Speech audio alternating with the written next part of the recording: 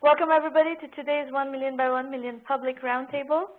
We have been off for a few weeks, although we have not entirely been off. I was in India and we did several roundtables while I was visiting there, in-person roundtables.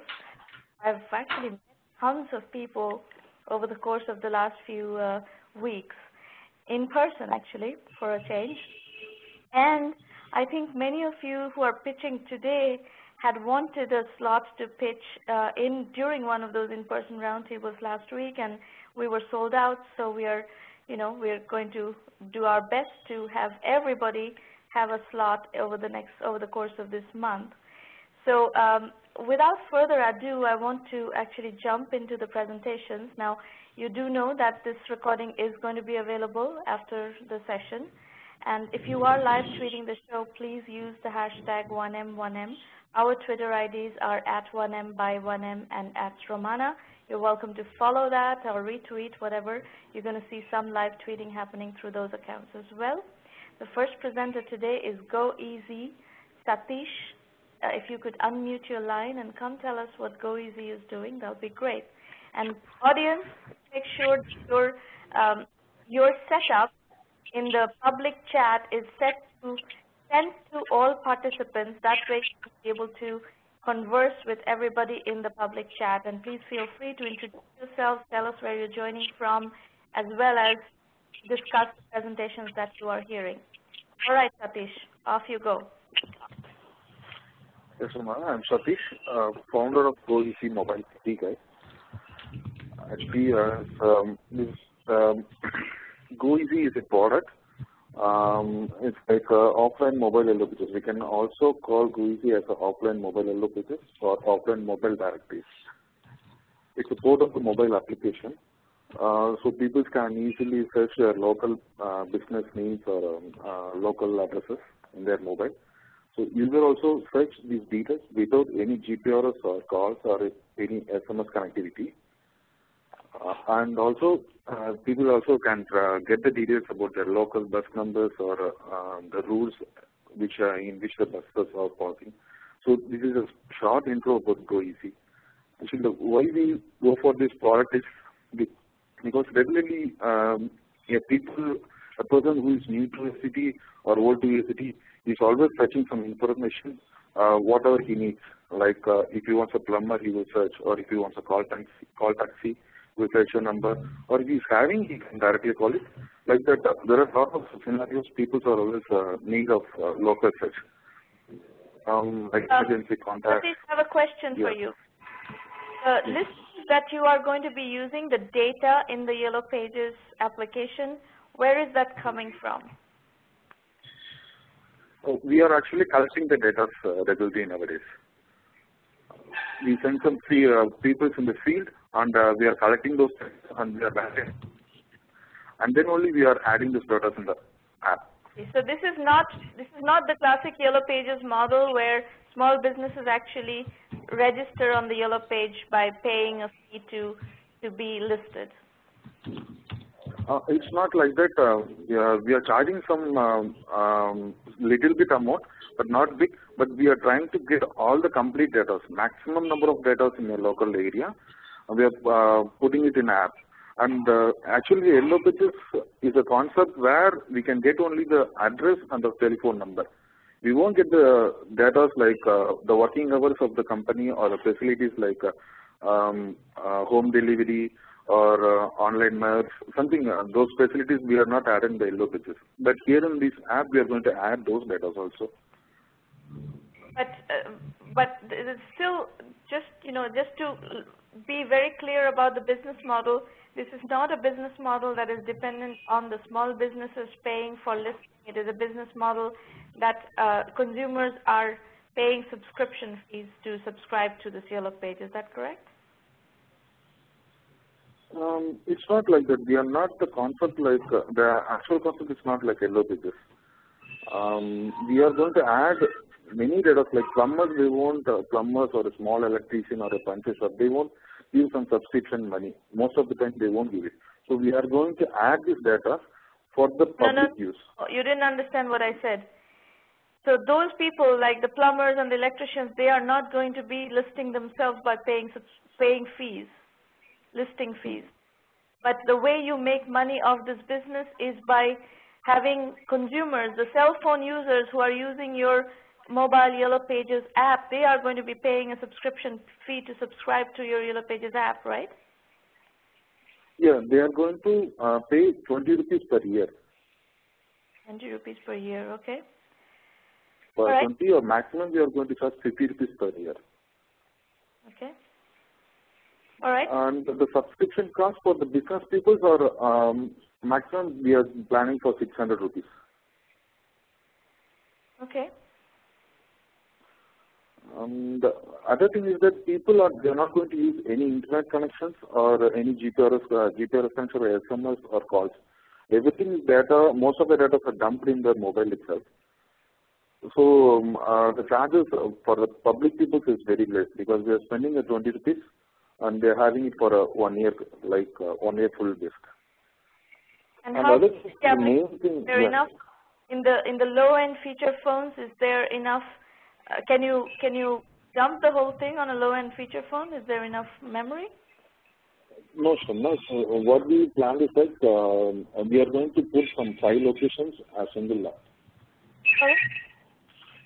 5 locations as a single lab. 5 locations, like suppose if you take Bangalore, more than 25 locations are there.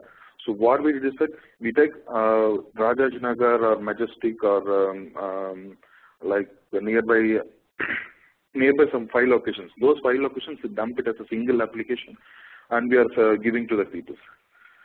Likewise, for each and every 5 locations we are adding it because the maximum data per application carries of 7,000 data we can have. Okay, I'm not sure I understand. Okay, keep going though. So we cannot be able to dump the complete data of a city, but we can have a city in 5 applications or 4 applications, 4 to 5 applications. We can make a city itself. And other thing is that the main feature is like no internet, and second feature is working hours or facilities are very important for the people. I'm a user. If suppose in case I'm a user, I need to go for some provision shop or a department shop at the time of 11 o'clock night. I don't know whether the shop is opened or not. I don't know where I can get some provisions by the time of 11 o'clock. So I cannot search everywhere in my nearby location. So instead, people can search the data from the mobile itself, and they can have their department store's mobile number. So he directly calls that person and asks them whether the shop is opened or not. So if he gets the answer, he can directly go and get the data, get the things whatever he wants at the time of 11 o'clock. In case I saw some people who searched medical shops or hospitals at the time of 2 o'clock or 1 o'clock in the midnight. So at the time he's not able to get the data from a Google or a local Yellow Pages book or from call centers. Because what happens is the call centers are like Google. Google is mainly SEO based, and for the call centers, the medical shops have to pay some subscription amount so that he can also release the data to the people easily. So what happens, he will get the data. Suppose if I'm searching for a medical shop in Rajajnagar, the call center or a Yellow Pages book or whatever, maybe they will give the data somewhere near to Majestic or somewhere near to some other place in Electronic City. It's not very nearby. So using the app, we can get the nearby data. Not only medical shop, these are the emergency cases I'm speaking about. I'm going for some regular barber shop or some mechanic shops. I would like to have the telephone number because my bike is punctured. So I would like to have my telephone number. I got it. Let's go to your questions. We have 4 other presenters. So let's go to your questions. Customer acquisition. Talk to me about customer acquisitions. What do you mean by direct sales? You can't sell this to consumers direct. That's just not viable, not at that price point. So actually, consumer is below. We are giving it as a retail shops, and customer acquisition direct sales is like people will go for subscription things. How are you going subscription data collection. I don't understand. Yes. I don't think you understand what customer acquisition means. Customer acquisition strategy is how do people find out that this application, this service exists? Yeah, currently we are giving a demo version to the people, and also the direct market sales people, they are going directly to the shops and they are showing this is the demo. This is how your shops are listed here, like that. We are showing a demo in the direct sales. No, none of those this are is how viable. we are showing. None of those are viable. Salespeople going around giving demos to shops is not the way you can bring this thing to market. That is not a viable customer. We need some other things like, and we go for the next screen. Next to sample words, we can see we are giving a demo application to the people, like in malls or in the local places. We send some executives or we send some part-time people. They distribute the application freely for the people. But how? I don't understand. I really don't understand the logic of this business. You don't want the businesses to pay anything to list. You want to give the apps for free. What is this business? How do you... Business, no, Sramana, actually business people, they are going to pay 600 rupees per shops to add the details, complete details in our application. So this is the business model actually. Business people you want the small businesses to pay. So it is the regular Yellow Pages model. That's what I asked you right at the beginning. Is it the Yellow Pages model? Yeah, it's... But in Yellow Pages model, we are not listing the company facilities or the working hours or some other things what people require. So the application is free for people to use? Yeah, application, we are going to charge only 20 rupees per year. No, but that's what I'm saying. I still don't understand is how are you going to get this application in the hands of people? How are people going to find out about that this application exists? Yeah, we are planning to go for retail sales like in mobile recharge shops. We are selling through that way. Or free apps, we are already started doing the free apps for the people. So like for 2 months it will work like that. And from internet we are going to download. And we are planning to put Bluetooth transfer in each and every shopping malls of the city. And from that, people can also download. And we already planning to do some field work, like get some people to transfer their application in demo in tourist spots or in entertainment places, like that. This is the validation that you've done so far, right? Yeah, done so far. See, what is concerning here is, 5 consumers per day transfer apps to other people is a very small number. If you need to grow this... Yeah, it's absolutely right. It's a very small number. The reason behind that is we didn't spend much money for the advertisement. So these transfers are going on because they found something new for them and they found something useful, because for each customer we will have a call to them. Why you are transferred and to whom they transferred, like that we will ask them. So they will tell it's to my colleague or it's to my friends or it's to my relatives, like that they will transfer it.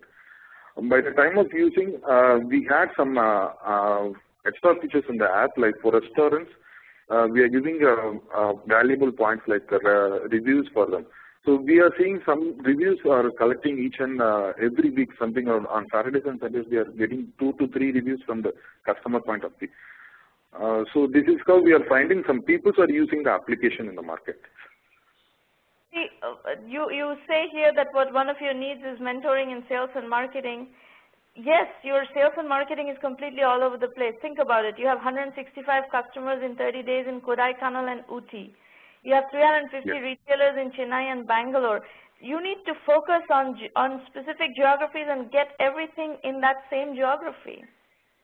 You can't. This is not the kind of business where you can go with multiple cities to begin with. You will get nowhere if you go in this pray and pray mode. Okay. You have to focus. If you want to do Bangalore, you do Bangalore. If you want to do Chennai, you do Chennai. You need to fully flesh out Chennai, and you need a full go-to-market strategy for Chennai. You need a full go-to-market strategy for Bangalore. Whatever city you do it, just do one city and do it properly. Not this kind of bite a little bit of this apple and bite a little bit of that apple. No, actually we placed some, each and every city we placed five people now. And we are moving on that base. So Chennai, we are collecting some 3 locations where we already collected, and we have finalized the application planning to release. Likewise, Bangalore we did it. I didn't but put I'm telling you, 1% wrong here strategy. For this kind of a business, is absolutely the wrong strategy because people cost money. Okay. People cost money, and you need to put whatever resource you have available to make one city work really well. Not do half-hearted jobs in multiple different cities. Okay. And you need a go-to-market strategy for that particular city. Whichever city you want to start with in a really intensive way, you need to have a go-to-market strategy for that city. And until you have a clear go-to-market strategy of how this thing is going to scale and what size business can you build in what time frame, there is no funding. You have to self-fund with, sweat equity and your own resources up to the point where you have enough validation and enough of a clear go-to-market strategy. Right now, this looks very haphazard to me. Fine. So as a so what step I have to take now? Hold on. As a concept, it's a simple concept. You want to do mobile yellow pages, fine. That concept is very easy to understand. And it's not while the operations are complicated to scale, it's not a business that you don't understand because Yellow Pages have been around for generations. So we understand the Yellow Pages business. You're doing a Yellow Page on mobile phones, fine. That part is very clear, but the go-to-market strategy of how you're going to scale this operation and how you're going to build this business is something that you have to put in place before anybody will look at funding this.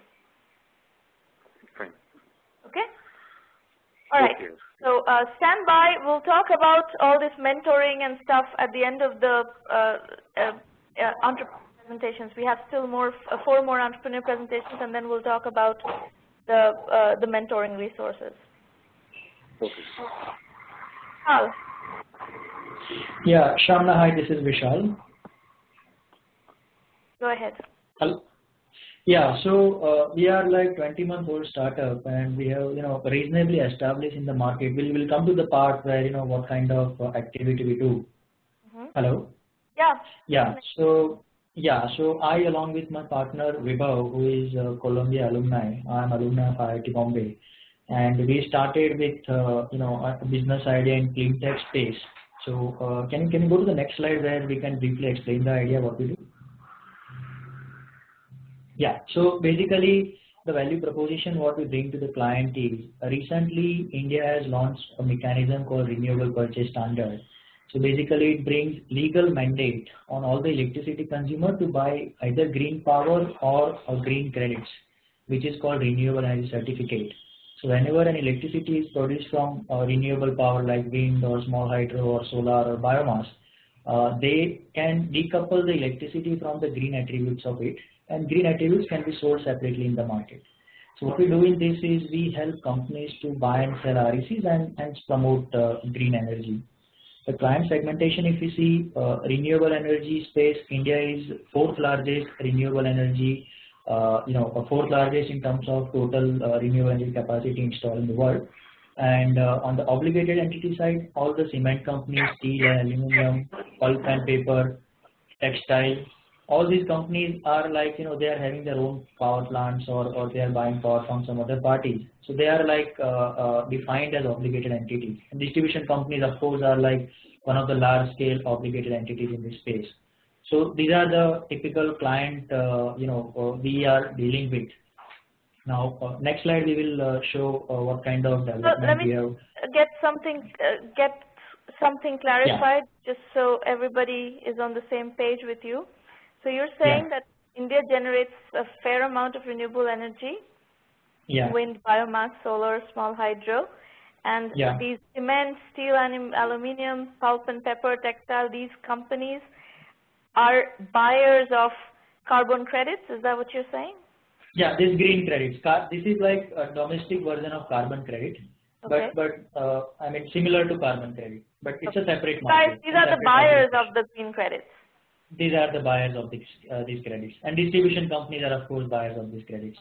Keep going. So this is a recently launched market. So the chart which is being reflected here, it shows the entire trade history of the market. So you can see that market started with very low volume, and within a span of about 12 trading sessions, here trading happens once in a month for these credits, and it has like history of 13 trade sessions, and then the prices have been determined by the regulatory commission which manages electricity, which is called Central Electricity Regulatory Commission. And you can see that market has fairly picked up the volume, and the clientele which we manage under REC, that includes like about 1750 megawatt of capacity, which is represented by about 80 plus clients and 155 projects spanned across 16 states in India, where we are operating the projects, and we have established ourselves with physical presence in 6 states. So you can see the green, the bottom line in the chart, which shows the percentage of market share that we have captured so far, and the red dots you can see, that's the percentage market share by our organization, which is RE Connect. So last trade session we had like 46.3% market share in the total traded volume. Okay. So yeah, so now we can go to the next slide. So this where we'll be explaining the business model. So the business model is like this. The mechanism works, partly a process driven, where you need to get certain approvals from the federal, state, certain approvals from the central agency which is appointed at national level. So we help companies to go through the entire process. We charge some consulting and advisory fee, which generates instant cash flow. And we also have like whenever we approach any company, we have like agreement ranging between 1 year of commitment till 5 year of commitment. And we take assignment where with a commitment from a client that we will also trade your credits on exchange platform. So our initial consulting and advisory generates instant cash flow, whereas trading and brokerage provides a sustained revenue. And what is the average, Vishal, what is the average? So what kind of consulting and advisory fees does a typical client generate, and how much in trading and brokerage revenue? Yeah, so this consulting and advisory services are, basically that generates anywhere between like 75,000 INR till, to around 2.5 lakh INR every project. So this is, kind of one-time activity for getting certain approvals from state and center. And then the larger revenue comes, from trading and brokerage, where we trade the entire volume.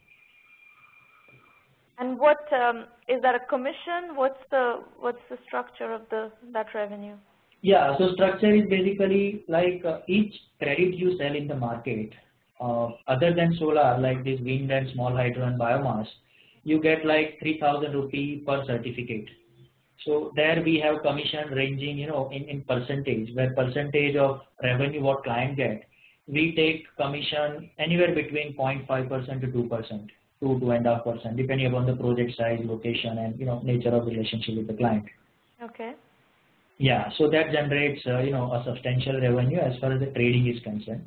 Now, if you see the overall revenue what we generated, can you please go to the previous slide? So we started in September 10, and that year basically we didn't make much revenue because market was new and nobody wanted to pay any upfront fees. But this year, 2011-12, we made about like $0.17 million as revenue. If you translate that into Indian rupees, that was about roughly around 670 to 80 lakh rupees. And going forward now, we have started, gaining a lot of traction in the market, and the success fee for which we have tied up the projects, and that will, generate revenue of about $1.2 million to 1.4 million next year. And this will keep, growing because most of the projects, we have tied up for any duration between 1.5 years to 3 years. So that revenue will keep growing. And this is like fast moving market, and it's considered as like next big thing in renewable energy space in India. Okay. So yeah, so we are hoping to, generate substantial revenue going forward. Now, these are like some of the advantages why we got such a big traction. One is like strong research base, and we have thorough market analysis and right contacts in the industry, and ability to execute basically, like pan-India presence and massive portfolio to gain experience from. Now the market size, if you come to, then it is like a Bloomberg estimates in the Indian environmental market to become like 10 billion. HSBC report on sustainability says that REC market in India itself will become like $2.5 billion by 2020. And then there is a Ministry of New and Renewable Energy which says that this financial year, the existing financial year itself, the market size will be $250 million. And by 2015-16, our estimate says that it will be like roughly around 1.5 to 1.7 billion. But so here's my comment on market sizing. This is not the market sizing that you need. As far as TAM, total available market analysis, is concerned, we believe, from a methodology point of view, we believe that you need a bottom-up TAM analysis. Do you know what a bottom-up TAM analysis is? No. Okay, that's something you need to learn. Bottom-up TAM analysis is basically how much of this market falls in your category.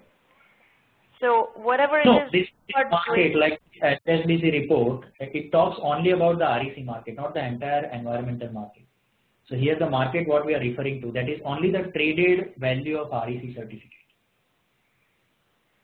So this is very, very specific, segmentation for this market. So these estimates are by 2020 is REC market. Yes. It's only for these particular credits, not like entire carbon and other NOx, SOx and other market. But how is that possible? How is that possible? You're telling me that this third bullet, Ministry of New and Renewable Energy in India, REC market to become 250 million by financial year 2012-2013. And if you go back to what I saw in your chart, you have almost 50% of market share.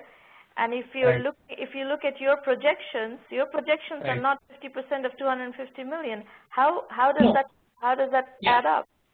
One is the market size, which is basically the amount of RECs that are being traded multiplied with the price, right? What we get out of it is basically the commission, which is our actual price. That's exactly my point. A bottom-up TAM analysis requires what is the commission value of that. So what percentage is the commission?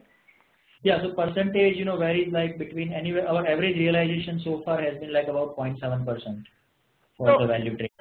The market that is of interest to you, the TAM, total available market, the bottom-up TAM is 0.7%, 2.5 billion by 2020, and 0.7% of 250 million by 2013. That's really the market size that you are concerned with. This is not the market size that you're concerned with. Right. What your market size is a derivative of this market. Right. Which is substantially smaller, right? Right. Yeah. We can go to next slide. So basically now the existing business is mainly on the consulting and brokerage. Now we want to slightly move away and diversify slightly into a similar category of markets. One is which develop a trading platform where we can help companies to have online transaction for electricity as well as environmental commodities like these carbon credits and REC renewable certificates, and also portfolio management tools and risk management tools. And then also develop market intelligence tools which can help them summarize the market history, derive some charting tools, possibly with price forecasting, regulatory analysis. So these are the technology related tools we want to develop in house.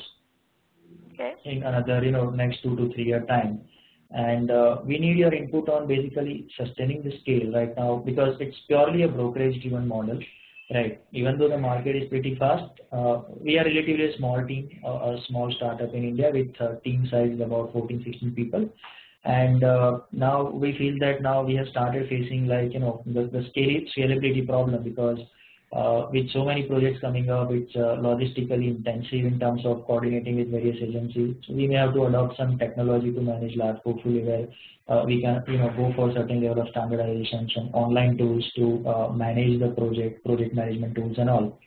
So do we really need to go for it, or maybe there are some other ways to restructure the entire ops part of the business and we can manage it in a cost-effective way. And then the second point is on the diversification.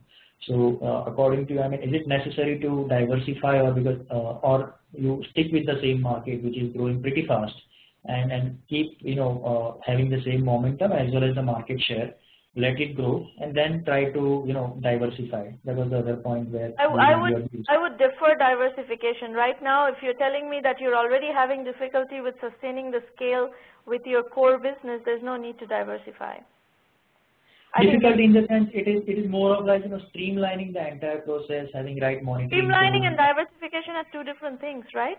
Streamlining, right, yes, right. You need to absolutely streamline. You need to streamline the sales process. You need to streamline the customer servicing process.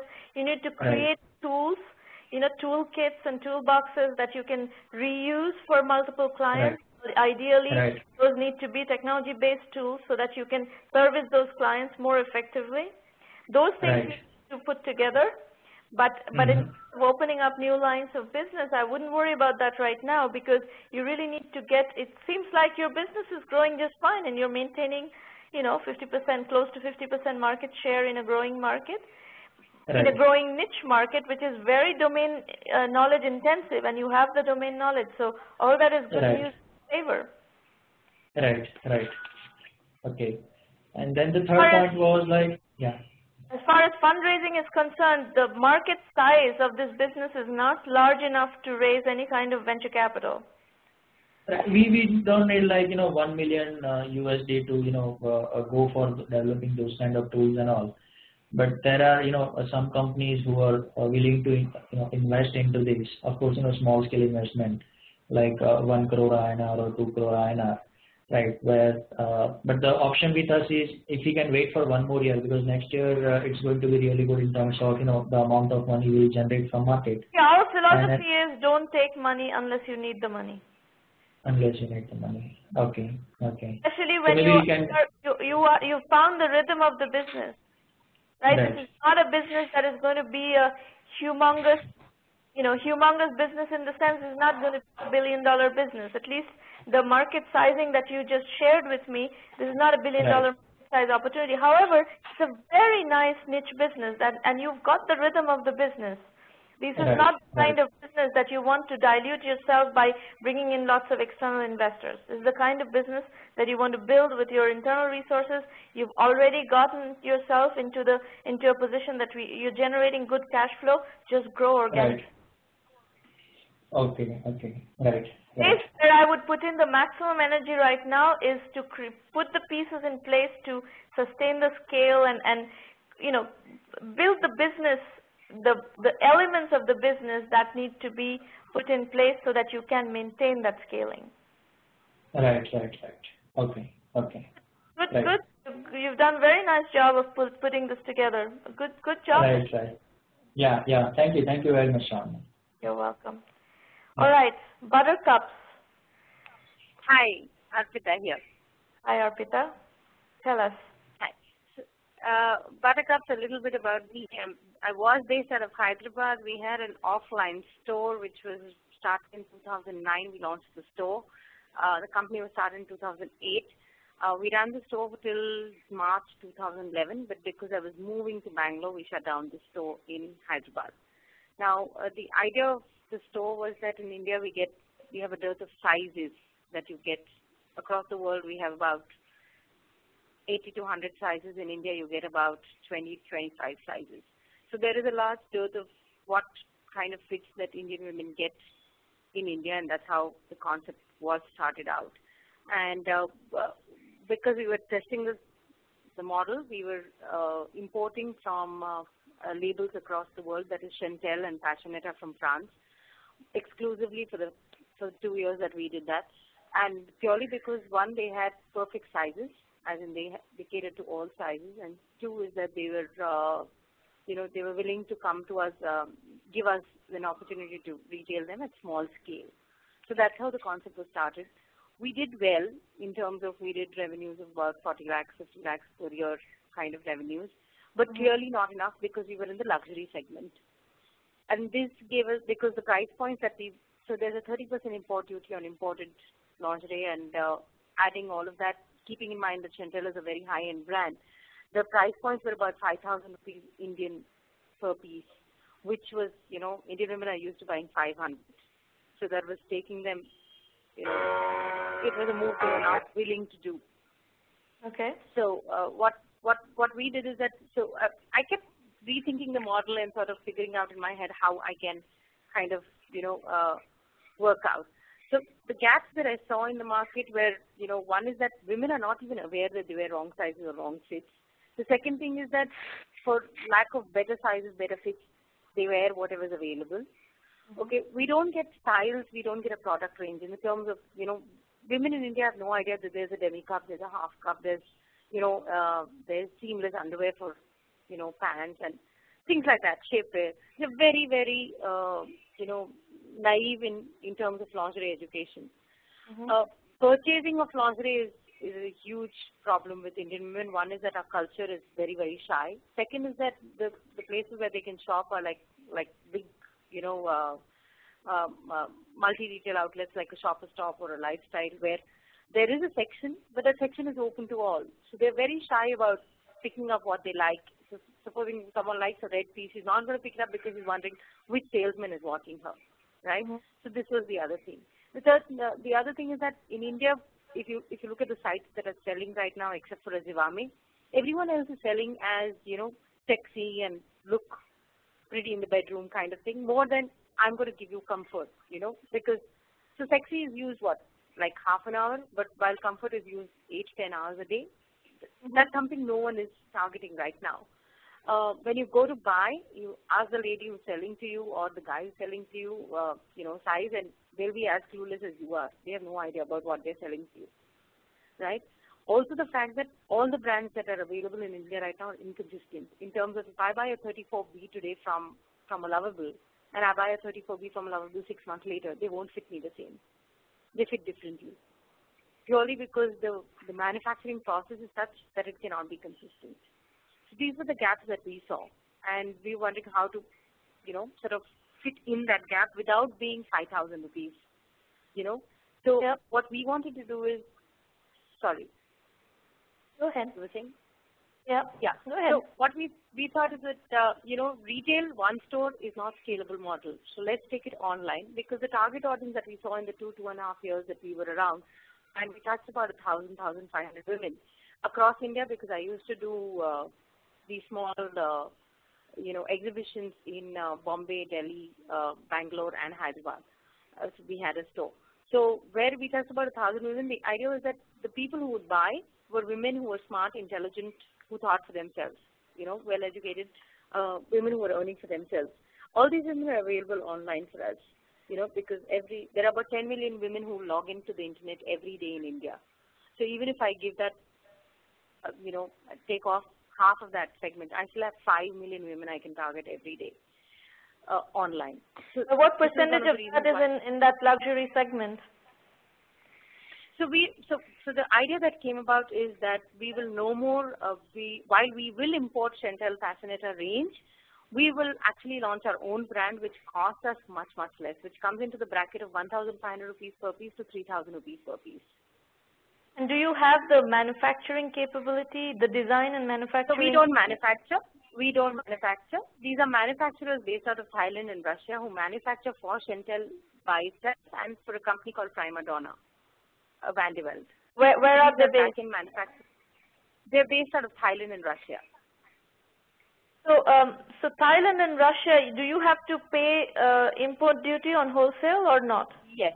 So even after we pay import duties to these people, the best part about them is that we don't have to even design the lingerie. They have their internal designers. They pick the season colors from the international levels.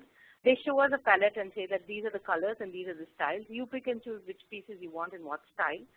And even with doing all of that and bringing it to India, our costs come down to, our landing cost comes down dramatically. So at good profitability, we can sell at 1,500 rupees to 3,000 rupees. Good, that's great. I'm very happy with that strategy. Yeah. So now the idea is that, but launching a brand is not easy. see that's where we get stuck. So if I can move on, so the differentiators in the brand will be is that firstly we'll be the only brand which offers all sizes. Secondly, our site will have education and it will be interactive, so people can ask, people can talk, people can understand. We will have to add to that, we will have another exclusive international range, which is like swimwear, which is a big market in India, which is untapped. We do not get swimwear in India, especially for larger than, so you'll get a small and a medium, you won't get a large and an XL. So that's a market. Shapewear is a market. Accessories is a market. So adding all these, we will get labels which will be exclusive with us online for us. We will do physical consults for sizing and fitting. This is you're talking about a private label now, right? It's your label. Yeah. So Buttercups, there's two things. So Buttercups.in will have one, our private label. Two, it will have add-on products like I mentioned of shapewear, swimwear, nightwear, accessories. From what label? Again, your label or somebody else's label? So for now, it will be exclusive international labels, but all these people are willing to do our labeling if we can show them scale. So my suggestion is to forget about all the swimwear, shapewear and all that for the time being and just focus on your private label lingerie. Because that business, you're going to have to learn the whole e-commerce business and that is going to consume you. So if you try to do other businesses alongside, it's going to distract you and defocus you. You will not be able to handle all of it. So just stay focused on just your private label lingerie business and learn how to do e-commerce with that. This is it's actually a very good category for e-commerce. You probably know about Fig Leaves in the US. That has done a massive. Yeah, so my model is, so I'm very inspired by Fig Leaves actually. In fact, most of its business on a private label. Yeah, right. So that's exactly what inspired us to say, okay, we should start a private label as well. So yeah, so Fig Leaves is, you could say. So market as you can see, the premium and super premium is a market which is growing really, really fast. In fact, the latest news says that one of India's largest labels, which is Lovable, is now going to launch in that premium segment, which is the 1,500 to 3,000 rupee segment. So while right now the segment is very small, and obviously 60% of the market is the really low market, the 21%, 15%, 2% market is what we can actually take over by doing all of this. So even if you add all of that to the market, that market by the time we're ready to do, it's already, a 1,000 crore, 1,500 crore market. So if you're going to go another 5 years from now and seeing the growth that it's growing at, it will be a 3,000 rupee crore market by then. And if you can get even 20%, 30% of the market, we're talking about a very large market there.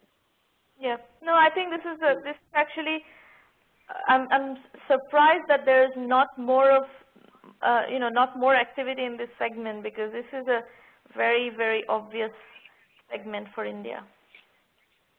Yeah, the problem being that, Sramana, what I have faced is that for 2 years now I've been trying to do this. It's not been easy. Even when I was doing my retail store, I wanted to get, funded to open more retail stores. Of course, retail is very expensive in India and scale was an issue.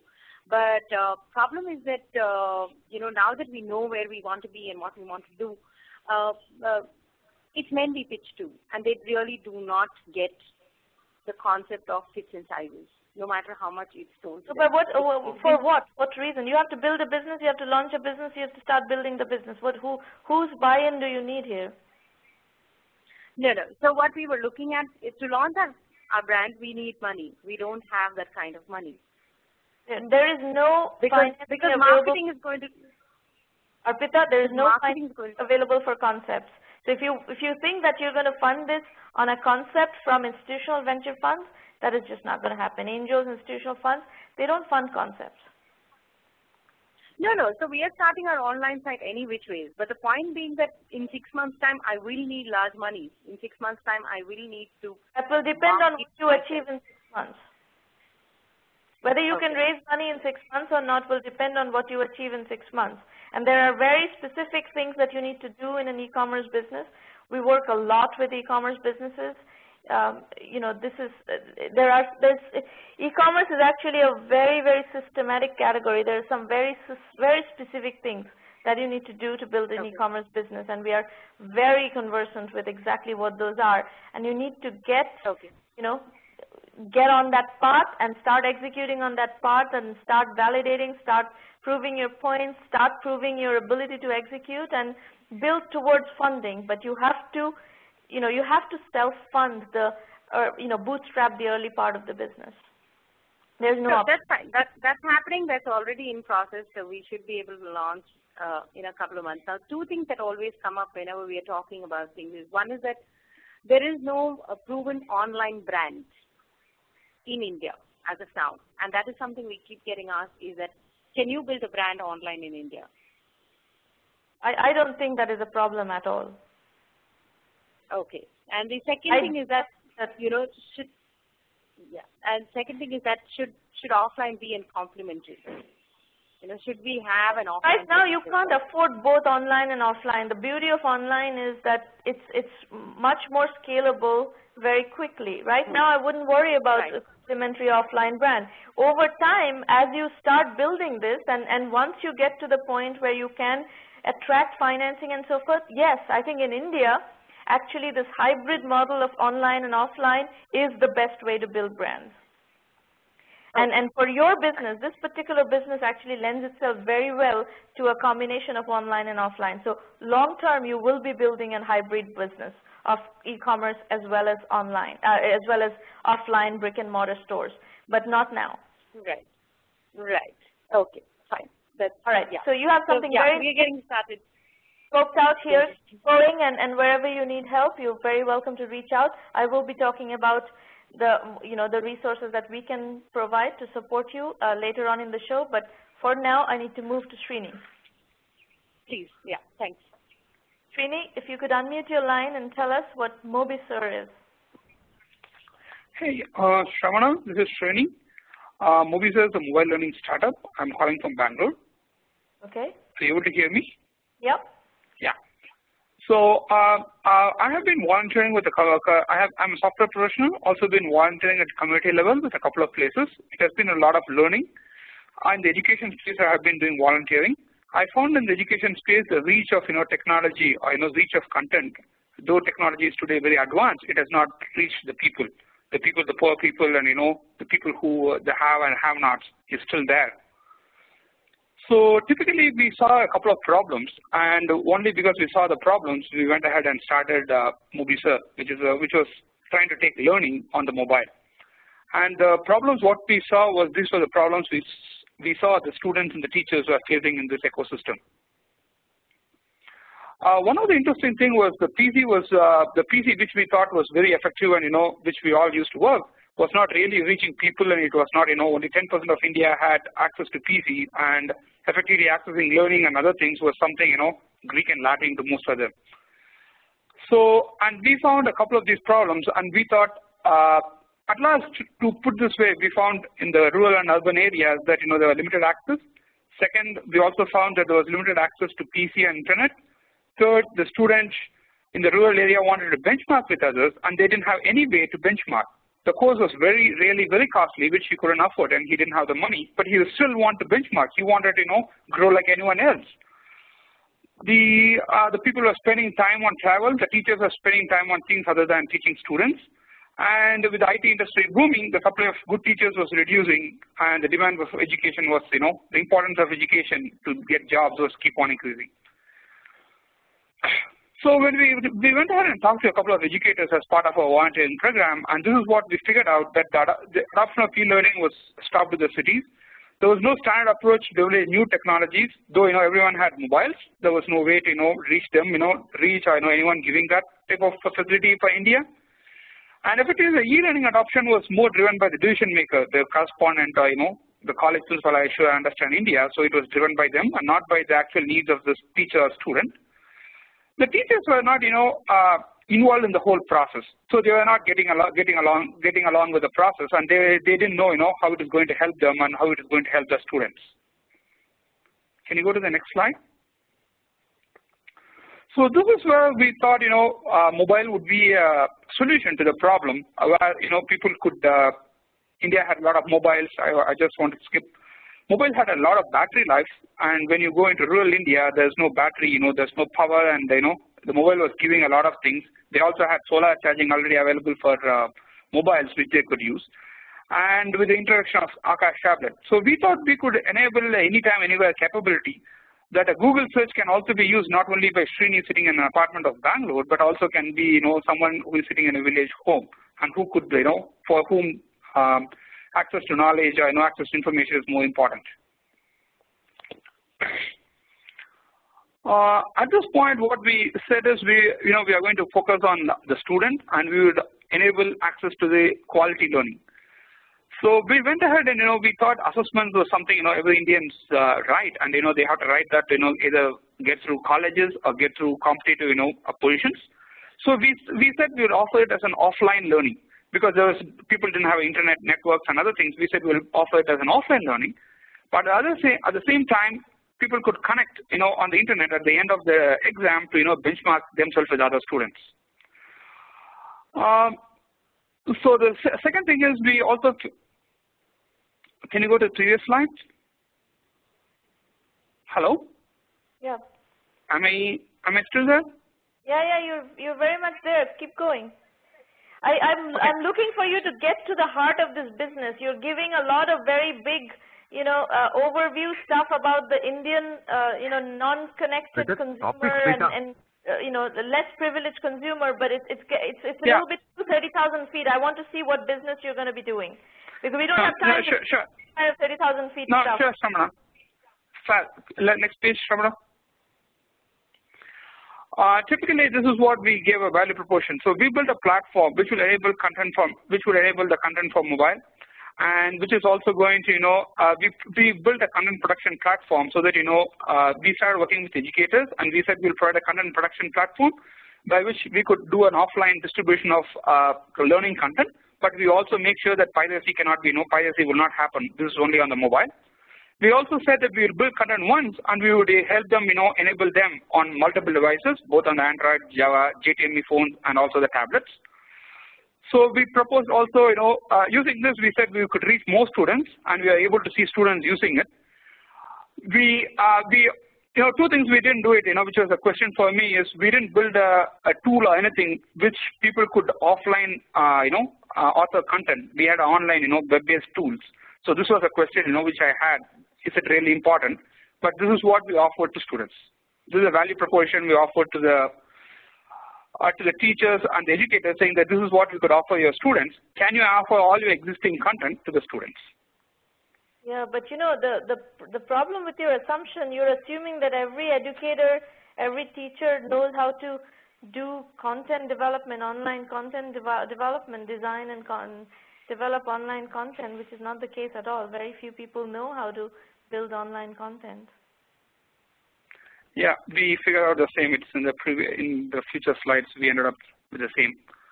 So we started with these segments. We went ahead and did with IAS. Actually, we started with IAS, IIT, and IEEE, and we tried with a couple of these courses. We were not very sure where to start in this market because of the mobile learning. Everything was new. So we tried a couple of markets, and at each of these markets, we are trying to do at each of these markets. Due to some constraints of ourselves, we are trying to break through that. Is we never went into the K-12 or the higher education or the corporate training, and we focused ourselves into the first three segments.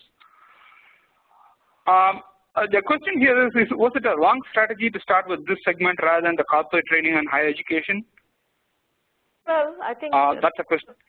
The problem here is that you need to go with one segment and really penetrate one segment. You can't. This is completely all over the place, right? You go here again. I said the same thing to somebody earlier. You bite a little piece of this apple, another piece of that apple, another piece of that apple, without fully chewing and digesting a full apple. And that is just not part of our methodology. We want you to really focus and zero in on one segment that has significant appeal in your customer base. So I think the question that you need to answer, first and foremost, you need to find pilot areas where you want to do this. Like, okay, where do you want to, what what geography do you want to service, and in that geography, what are the needs? You need to understand what kind of, is it that people are trying to go to IITs or in engineering colleges? Is that what you want to serve, or do you want to, are people wanting to go to law? Where is the need in the consumer population? That is the driving force. We built a platform which will actually cater to all these things, because it's the same education. When you build a platform, how you bring that platform in terms of a go-to-market strategy requires you to understand what is the customer base looking for, and then you can back calculate from there to who are the educators who want to service that customer base. Do you understand what I'm saying? Shall I repeat? Yes. Okay, so yes, I understand what you're saying. I'm going to give you a use case, okay? Let's say you're based in Bangalore, and yes. give me the name of a small town in Bangalore that may be an area that you want to cater to that has the problems that you articulated earlier. Correct. It's somewhere behind Banagata Road. Okay. So this place has a certain population, and this population has certain learning needs. And you need to understand the needs of that, the learning needs of that segment. Let's assume that after your, and this is, I'm not saying that this is the case, I'm just making an assumption that this place has a population of students who want to go for the examinations that get them to the IITs or engineering colleges. In that case, you need to go find educators who do IIT training or engineering college entrance examination training and get them to provide content on your platform which can be brought to this population. So the pitch that you make to the educators, let's say you go find some of the better IIT training or educational organizations, and you go tell them that here's our platform, you develop your content, and we help you go reach the population in this village or in this small town, and there are 50 other small towns that you can go and sell your product to or sell your content to, because there is a need in these populations to access your kind of IIT training.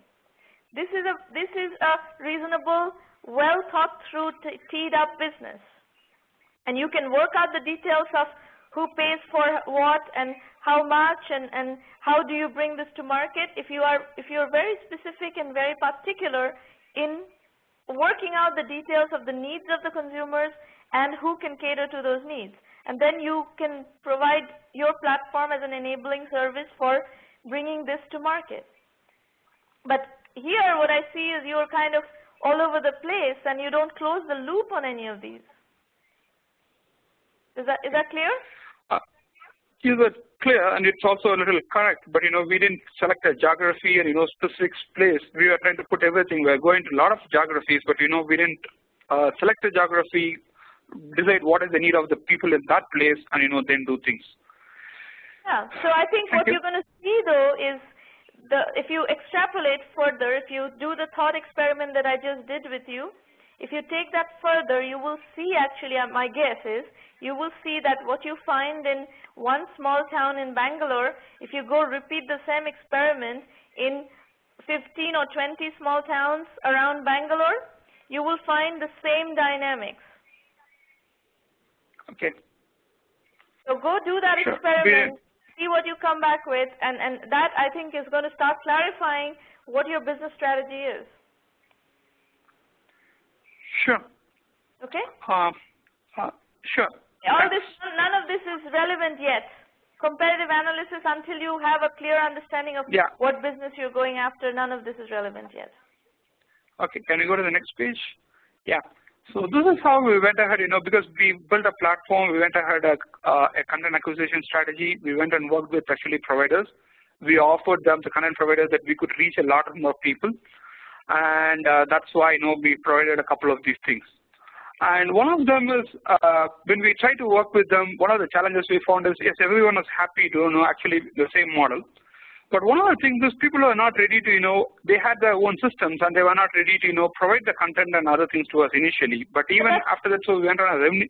That's exactly what I'm telling you. You are not going to them with a very concrete analysis of the market. Who is the best, or who are some of the top IIT, test preparation centers in Bangalore? Do you know these people? Yes, I know the people. So if you go to them and tell them that here is an opportunity, we've done research on 20 small towns around Bangalore who are all looking for access to IIT training, IIT test preparation. Would you be interested in working with us so that we can help you bring your content to these people, and we can vastly expand your market to these 20 small towns, or maybe all across South India there are 100 small towns that you can help them expand into. That is a business. If you go with that value proposition to an IIT test preparation center, they will talk to you. Okay. Just a point here, the student typically looks for a brand of the content, and the content provider who has the brand and the content, he really asks us, do you have the students? And we are, it becomes some sort of a chicken and egg, because, the student really wants a good content from a branded thing. That's why, in India, even if it's a good content, unless it's a branded, they don't consider it good. And on the provider, they are asking us back, hey, do you have really people? And as you said, they are not interested because, they don't have a concrete analysis of the market. So we are not able to do a concrete analysis here. That's something I'm seeing after your, point. That is where entrepreneurial skills come in, to convince people you have to find early adopters who have interest and who do not have the ability to reach these faraway places. And in every market, there are early adopters whom you build relationships with, and you build confidence and trust in, and they will let you go, build the market. You need to find just one. Let's say I'm just using the IIT test preparation as an example. You just need to find one of them to give you the content based on which you develop the market. Okay. And you need to build a business model that allows you to do this once you can find a content partner. Okay. A quick question here is, the early adopter for the PC is also possibly the early adopter of the mobile. And they are the people who are still using the PC, and the remaining 80% of the India doesn't use it. Still, we need to start only with the early adopters. So that's the reason we tried CA and other things, because we said there's a market which has never. All these questions you need to go find out with your research with specific markets. Right now, you're kind of painting the sky red, and this is what you're going to a potential content partner and telling them that, oh, on behalf of you, we're going to help you paint the sky red. No, you need to be very specific. Okay, we have concrete research on 10 or 20 small towns around Bangalore. These are the requirements of that population. They use such and such devices on such and such operating system, and we're going to make sure that your content can be delivered to them on such and such operating system, on such and such devices, and you've got to be very, very concrete in your value proposition. And then you are convincing. Sure. Then you are solid. Then if you are able to have that conversation with that kind of authority and knowledge of a market, people will give you business. Sure, got it. Okay. Can we skip? Yeah, we can skip the next slide. The next slide also. I think we need to move on. I think we've discussed. I think you know exactly what you need to do at this point. So go do that, and then you can come back. Can I be on the question? Can be on the questions page alone for a minute? Are you jumping out? Yeah. One of the things we built is we built a content protection and privacy protection features on the Android. But as we are doing education, we are a learning company. We want to focus on education. One of the things we have not been leveraging is the power of whatever we built. Do you think as the focus should we focus only on education? But if there is something we could actually monetize it. You should not only work on education. You should work on a very narrow segment of education. Okay. All this defocusing is how people go out of business in style. Okay. So be as focused and as narrow and as niche as possible, because that's the only way you'll be able to crack the market. Okay. And I think what you will discover is that once you start getting granular in terms of your value proposition, you will see that that behavior or the needs of the market are actually common across many small towns in India.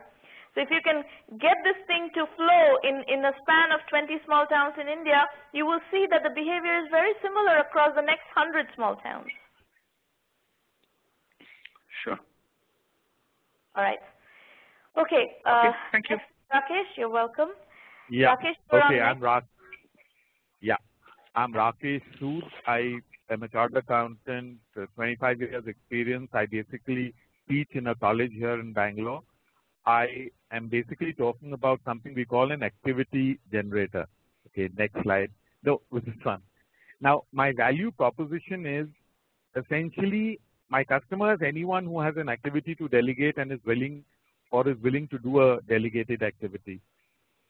An ability for one to connect the delegatee and the delegator and maintain a fund account and keep records so that other people can see previous performance. So it's essentially more in the area of social networking. Next slide. Now, if you look at LinkedIn and social networking sites, you can use it to use data and target customers who wish to delegate work. Now, the proof of the pudding is in the eating. I, for example, personally have built a network on LinkedIn which has 23,000 first level connections. And I am now in the process of targeting customers who say, come, take my profile and build 10,000 useful connections in it, maybe a figure of $1 connection, things like that. So I'm looking at this as a potential business model. Next. What is the potential business model? Building LinkedIn connections for other people? Yeah, it's essentially trying to network, trying to get, a person doesn't have time to network. And for example, if you look at your own, presentation, it's a beautiful presentation. We have a lot of value coming on. But how many people do you have in it? You should have had 200 people, I think, attending this conference instead of the people who are attending. So the way I look at it is that if you are able to delegate this activity of acquisition of customers to people who actually go down, write content, try and attract the right sort of people, I see that as a great business model. That's what I'm looking at. Now, if you want feedback from me, I will tell you that our LinkedIn connection base is huge. And that doesn't necessarily translate into attendees of these roundtables. And just because you can build LinkedIn connections doesn't mean that you can generate roundtable attendees. I think the assumption but what I have found is, I don't know, in the last 2 years, I have built a huge LinkedIn connection base. And I've been able to do a lot of consulting work out of basically the LinkedIn connection. A large quantum, it's almost 40 lakhs in 2 years. So it's a large quantum as far as I'm concerned. And it's all come out of contacts who've come out of a LinkedIn connection. So I think if you are able to actually squeeze the contacts, get the contacts who are useful. That's different. What you're saying is you have been able to leverage your LinkedIn connection base and do consulting work. Correct. So I'm saying that other people who need to increase their consulting base, if I can help them to use the social media, particularly LinkedIn, for them to be able to get a large number of customer base which they are otherwise losing at. Okay. So Rakesh, is this business, the business that you're pitching right now, is this predicated upon LinkedIn? Is this something that you're predicating on LinkedIn? Yes, it is something which I'm doing primarily with LinkedIn. And I find it I find it out of the media, and what I find is, I've had people, in fact, I built, there is an accounting technology called XBRL. I had a client from Chennai. I built a group for him in which we got 1,400 people in 2 months in the field of XBRL, which he is now using, which I charged him some 2.5 lakhs for it. So what I'm saying is there is a potential to create a set of people in a particular field. Now, XBRL is a very complicated field. It's not easy to get people to join a group. And in LinkedIn, you can only join 50 groups. So it's not easy to get in, but we managed to do it. I'm saying it is possible to do this I have students, so I've now started delegating activity to them. So I believe what I'm able to do, if I can delegate it down, it can be made into a business. So let me spit back what I'm hearing you say. It's not like delegating random work. What you are good at is building LinkedIn connections, LinkedIn groups around specific needs of your LinkedIn connections. And what you're saying today is that you have students whom you can teach how to do that, and you can scale that business. Correct. That's what I'm doing. You've done about 40 lakhs of business, let's say last year. By expanding the number of people who are working for you, you can grow that consulting business to a I can grow this into a big lane. consulting business, because if you understand the medium, see, basically the most important thing which people don't understand is that content is king. If you are able to give compelling content, we, for example, we run a program called the Goldman Sachs Women Entrepreneur Program. It's a free entrepreneur program which Goldman Sachs is, doing 10,000 women entrepreneur program. Now, the sourcing of the students I mostly do out of LinkedIn, and we are able to get a response out, and we are able to get people to fill up, whereas normally it's quite tough getting, women of the particular profile, even though the program is free. Other people have had a big problem. At Bangalore, we've not had such a big issue. Okay. So essentially, what I'm talking about is trying to decide what, if this is finally built into a business where I am today doing the business, but lots of other people can do the business. So people who are trained by me can be people who are either doing the business or for whom the business is built. Because I don't believe over a period of time I will build in a big company which is doing this business. Rather, I will encourage people to get into a model where some people are helping, some people are being helped, and you make the margin in the middle.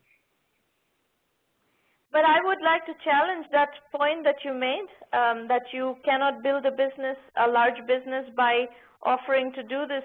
You can train a group of people, and especially given the fact that you're in India, this is the kind of businesses that can be scaled very nicely out of India. Social media marketing is a very high demand area. If what you're doing with LinkedIn, you obviously have certain domain knowledge in managing your, in doing things within LinkedIn. You understand the medium.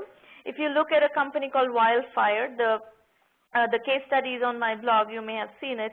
They have built a whole campaign management system for Facebook. They do Facebook. They're the best in Facebook campaign management. This company is going to be $100 million,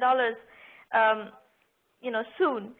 So I don't see why that is not an option. And given the fact that you're in India, and given the fact that this kind of expertise is in high demand, I would not rule out the fact that the best model for you going forward may be to build your own organization to do this at a much larger scale. Okay, thank you. That is, basically, if you look at it at the bottom of my heart, that is the ambition. But I sometimes, think whether that is possible. So probably what I was talking about was the second. But now I think I'll focus on the first thing. Because I already have a few people I'm talking to. I have a customer today, who I'm discussing about $10,000 for adding on 10,000 connections to his LinkedIn account. We are at a preliminary stage, but I'm hoping that I'll get it. Now, $10,000 for 10,000 additions in 90 days. I'm quite confident I can add on 10,000 people in 90 days. And if he gets 10,000 people, it will be probably worth more than $10,000 to him. Yeah. So I think if you've got, the trick in scaling a business like yours is to be able to break it down into a set of steps. So that when you bring additional people on, you can say with confidence that you can add 10,000 people in 90 days. Well, if you have to scale this business, then you need another 10 people who can do the same thing, and you need to be able to train them, which I don't think is impossible. I think it's a very doable thing. Correct.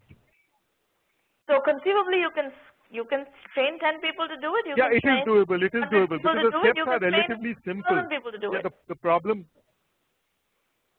Correct. Actually, it's a series of simple steps. What people don't do is they don't follow simple steps.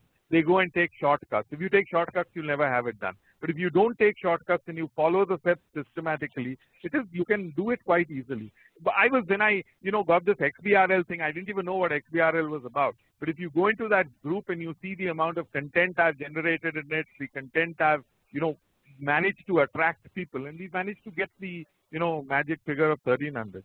Into a group, getting 1,300 is actually, my previous experience was that I was in Nigeria. So we started a group called Expats in Nigeria, which is now 2,500 people in it. But that has been done over a period of 2 years. So that's a much longer period.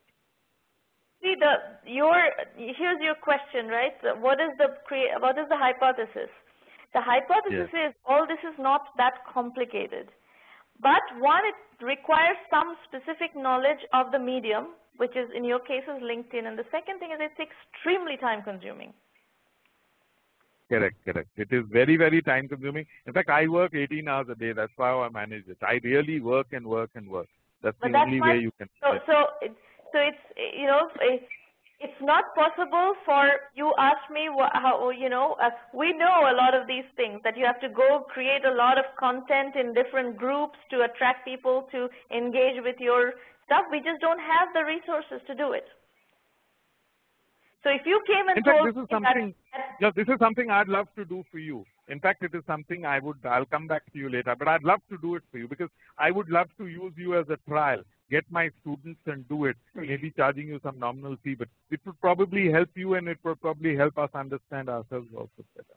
Yeah, so you have to come up with, so in building a business, there's lots of things, right? You have to build a business that has sufficient, that has a value proposition that people will resonate with. You need a pricing model that people will resonate with, and blah, blah, blah. So to scale a business, there's all sorts of things that, you'll probably find tons of customers within the 1M1M community who will want to use you for this service. Right now, you see if you go in the public chat, Zeph is asking you to help him do the same thing for him. So if you we in 1M1M, we always let our customers, let the members do business amongst themselves. So I think if you were to join 1M1M, you will find, probably 20, 30 customers within days to do this kind of stuff. So I think that this is something that I can see that there is need for. Yes, I would be interested in talking to you about how you can help us do this. The fact of the matter is your value proposition is one, very specific domain knowledge of LinkedIn and how to really build LinkedIn networks. And the second thing is in building, in the time that it's basically a task, a domain of work. Social media marketing using LinkedIn is a very, very time-consuming process, and that's your value proposition, that you basically are an outsourced provider of social media marketing using LinkedIn, and you have very specific domain expertise in that area. That's your value proposition. That's the hypothesis. Okay. And you can do the validation work around that. This is one that we can help you right away. So let me actually take that as a segue to talk to you about how 1 million by 1 million works. Sounds like some of you already know. So let me, in any case, for those of you who don't and those of you who want to ask questions, let me run you through how we work in 1 million by 1 million, and you're welcome to ask questions in the public chat. Before we do that, I want you to all help us, just like we are, offering you all this free advice every week. I want you to help us as well. We need serious entrepreneurs who have the resilience and who have the work ethic to be compelling, successful entrepreneurs, because it's going to take, several years to get to serious, profitable businesses. And very often, entrepreneurs who don't really have the constituency to do that, they tend to drop out. We need entrepreneurs who are going to follow through and really be successful. And for us to be successful in our agenda of helping 1 million entrepreneurs reach $1 million in annual revenue and beyond, we need serious entrepreneurs. So we need referrals from you. We need you to help us get the word around. Okay, so let's look at the various resources that we bring together for you.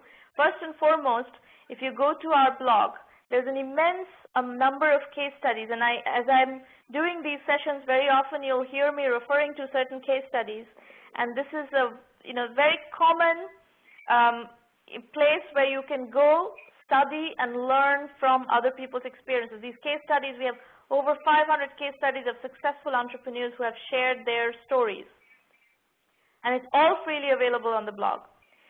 And then you have the Entrepreneur Journeys book series, and there it's all a case study and analysis synthesis based book series. It's very well reviewed, all available on Amazon, Kindle, and in India you can order it through Flipkart. There are 4 volumes of Entrepreneur Journeys so far, and in particular we do a very comprehensive job of addressing 2 cornerstone philosophies of the 1 million by 1 million program. One is bootstrapping and the other is positioning. That's volume 2 and volume 3. You must look at those 2 cornerstone methodology elements in your entrepreneurial journey. So the blog is at sramanamitra.com. In addition, we have these roundtables almost every Thursday, unless I'm traveling. I do have a lot of travel going on right now and doing these roundtables and events in different parts of the world. So I was just in India across 3 cities, Pune, Calcutta, and Bangalore. In April, actually, we are mostly here. So you will have online roundtables every week, the rest of this month, and also in the beginning of May. We have an intensive set of events starting with the UK in May and June. So we have 7 events planned in May and June, including business plan competitions with sponsors and so forth. So you'll see a lot of activity in UK. You probably saw our activities with Israel recently, right before I left for India. So we're covering really on a global basis. We're covering, and right now these numbers are all outdated. Maureen, you should change these numbers. We have coached thousands of entrepreneurs over, not only over 120, this is our 122nd public roundtable. We've done numerous private roundtables. So the number of events and number of sessions that we've done, these coaching sessions, is huge.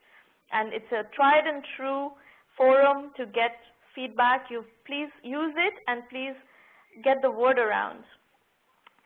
Then we have the premium program, and this is where you get the full benefit of 1 million by 1 million, extensive methodology guidance on exactly how to build a company, full curriculum consisting of video lectures and case studies.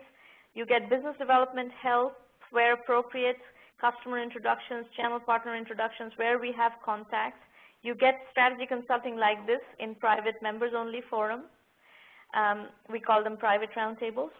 And if you're ready for financing, we'll help you with financing. Where we have media contacts, we let you use our media contacts. And by the way, speaking of LinkedIn, we let you use our entire LinkedIn network, which is substantial and very high level. All this is for a $1,000 annual membership fee for unlimited usage.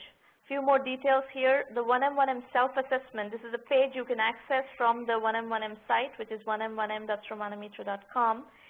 This is a 9-point questionnaire. You should all take yourself through this questionnaire.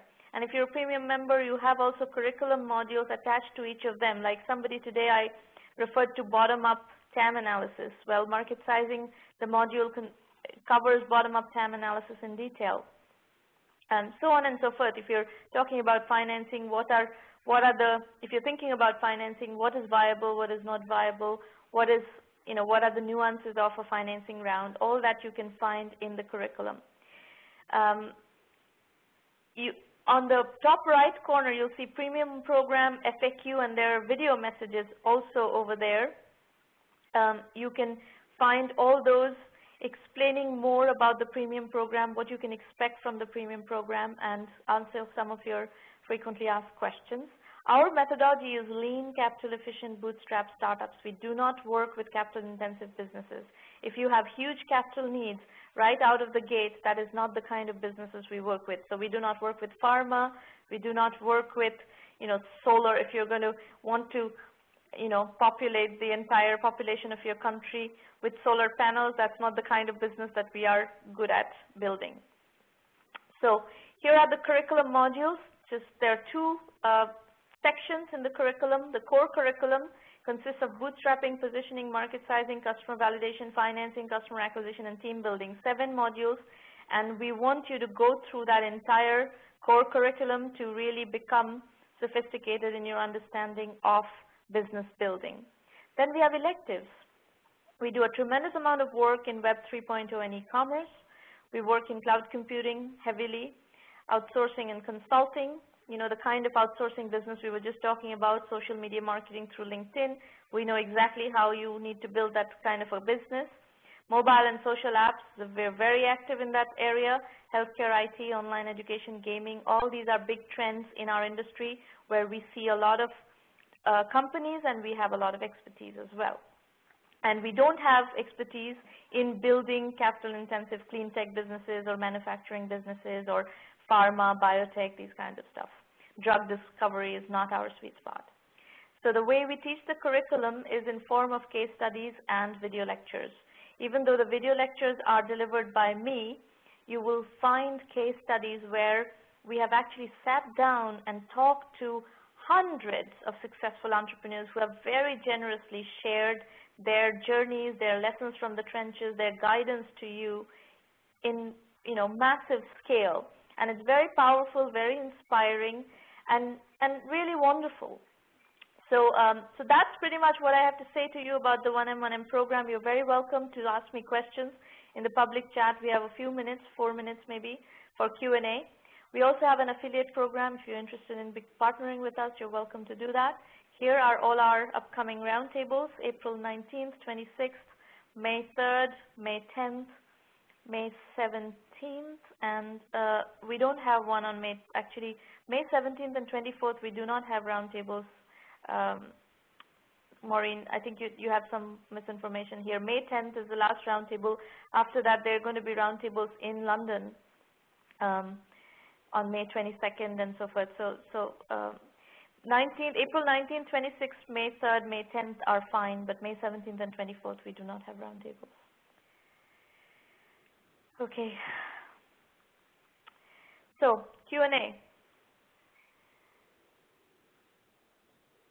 And while you're typing in your questions, folks who are looking for ideas, especially if you're working on India, you can use my Vision India 2020 book. There are $45 billion business ideas, and you're welcome to steal, morph, you know, borrow from any of those ideas.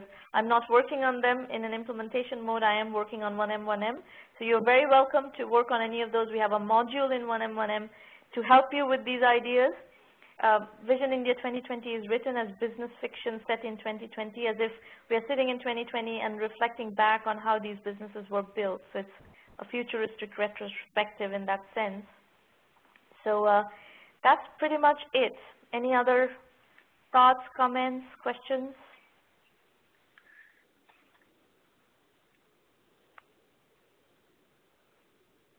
If not, we are going to wrap up the session, and we will see you next week. If you want to pitch, please sign up as soon as possible, because we have a lot of demand for the pitch slots right now. And you need to send your slides to Maureen on time to hold on to your slot. Otherwise, she's giving the slots away to people who do send in slides on time. Okay, looks like I don't see any questions in the public chat right now. So have a good day and have a good rest of the week, and I will see you on Thursday. Bye-bye, everybody. Good day. Thank you very much. Bye. Thank you. Thank you, Shyam.